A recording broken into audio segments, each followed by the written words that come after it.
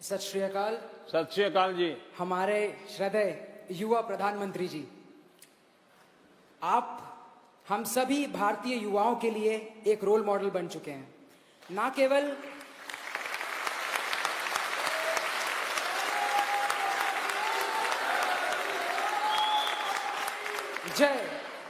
केवल भारतीय युवाओं के लिए, आप देश के विभिन्न युवाओं के लिए आप एक रोल मॉडल बन चुके हैं। दिन में 20-20 घंटा काम करना यह कोई छोटी बात नहीं। आप हमें कभी थके हुए नहीं दिखते। मेरा आपसे सवाल यही है कि आपके अंदर इतनी ऊर्जा आती कहां से है? हमें पता है कि आप योगा करते हैं, लेकिन आप हमें यह बताएं कि यह ऊर्जा हम भी अपने लाइफ में यूज करके देश हित के लिए आगे हम यूज करके अपनी देश हित के लिए काम कर सकें, आपकी यह ऊर्जा से।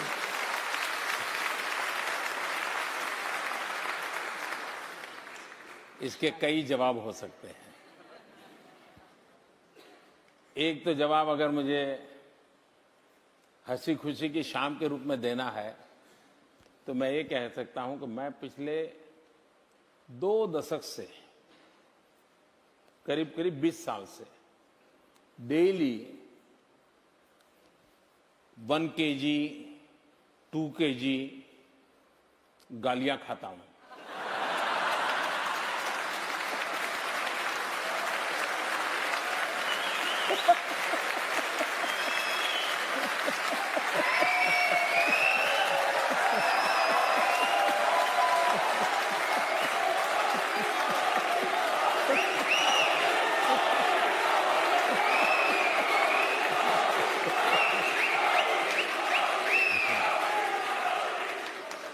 लेकिन सीधी सीधी बात मैं बताता हूं, सरल। एक पुरानी शायद घटना आपने सुनी होगी कि कोई तीर्थ स्थान था एक पर्वतमाला पर,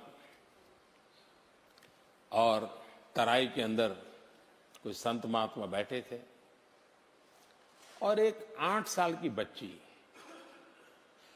अपने 3 साल की उम्र के भाई को उठा करके उस पहाड़ी पर चढ़ रही थी। तो उस संत ने उसको पूछा, अरे बेटे, तुझे थकान नहीं लग रही क्या? तो उस बच्चे ने जवाब दिया, ये तो मेरा भाई है। तो संत ने दोबारा पूछा, अरे मैं तुम्हारा कौन रिश्तेदार है नहीं पूछ रहा हूं, मैं तुझे पूछ रहा हूं तुझे थकान नहीं लग रही है, इसको उठा के चल रही हो? तो उस बच्चे ने दोबारा जवाब दिया, वो तो मेरा भाई है। तो संत ने तीसरी बार पूछा, अरे मैं तुझे नहीं पूछ रहा हूं तेरा रिश्तेदार कौन है, मैं पूछ रहा हूं अरे तुझे थकान नहीं लग रही है क्या? तीसरी बार उस बच्चे ने कहा, बाप जी ये मेरा भाई है, भाई का थकान नहीं लगता है।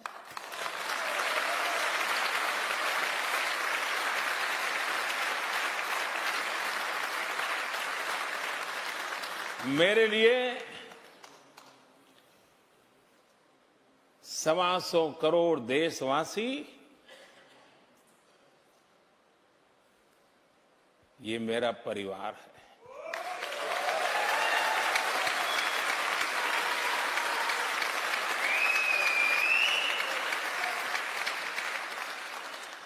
जिस पल आप अपने जीवन में देख लीजिए,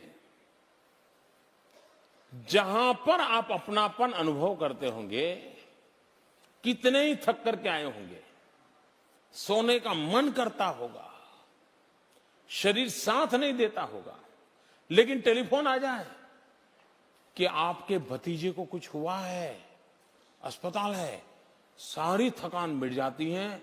स्कूटर लेकर के आप भागते हैं, रात भर उसकी सेवा में लगे रहते हैं। क्यों? आपका अपना है, थकान मिट जाती है, आप स्वयं जुट जाते हैं। मेरी जिंदगी भी हर पल शरीर का धर्म करता ही है, लेकिन उसी पल मुझे ध्यान में कोई अपनों के लिए कभी त्रिपुरा से कोई खबर, कभी केरल से कोई खबर, कभी दिल्ली से कोई खबर, तो फिर मन करता है अरे उठो यार, चलो दौड़ो।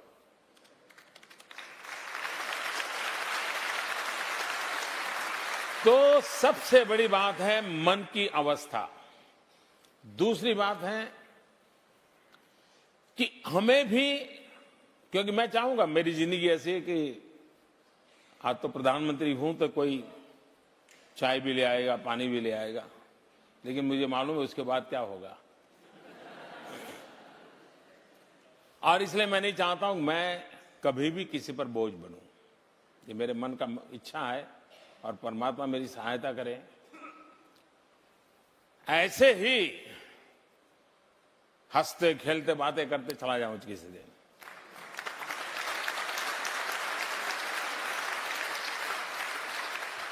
जिंदगी में किसी पर बोझ न बनूं, और इसलिए शरीर को जितना फिट रख सकता हूं, शरीर से जितना काम ले सकता हूं, जितने नियमों का पालन कर सकता हूं, जितना भी मैं सीख पाया हूं, उसको मैं जीने का प्रयास करता हूं। और मैं सभी नौजवानों से कहना चाहूंगा कि विरासत में बहुत कुछ मिल सकता है, लेकिन अपने आप को फिट रखना, ये अपने माँ बाप की विरासत के ऊपर भरोसा नहीं रख सकते, वो आपको अपने आप करना पड़ता है जी।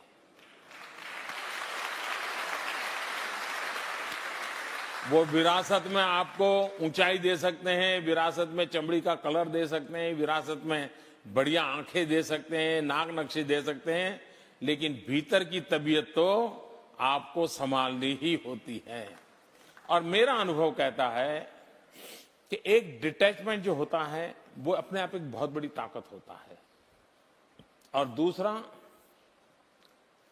नियमों से जिंदगी जीने से आप जिस काम के लिए निकले हो उस काम के लिए अपने आप को योग्य बना सकते हो। हमने जहां है वहां किसी पर बोझ नहीं बनना चाहिए। हो सके उतना हमने जीवन ऐसा जीना चाहिए कि कभी किसी पर बोझ न बने। और ये फिटनेस मंत्र तो आपने दे ही दिया कि फिटनेस विरासत में नहीं मिलती। हाँ ये तो आपने यूज खुद ही करनी पड़ती है।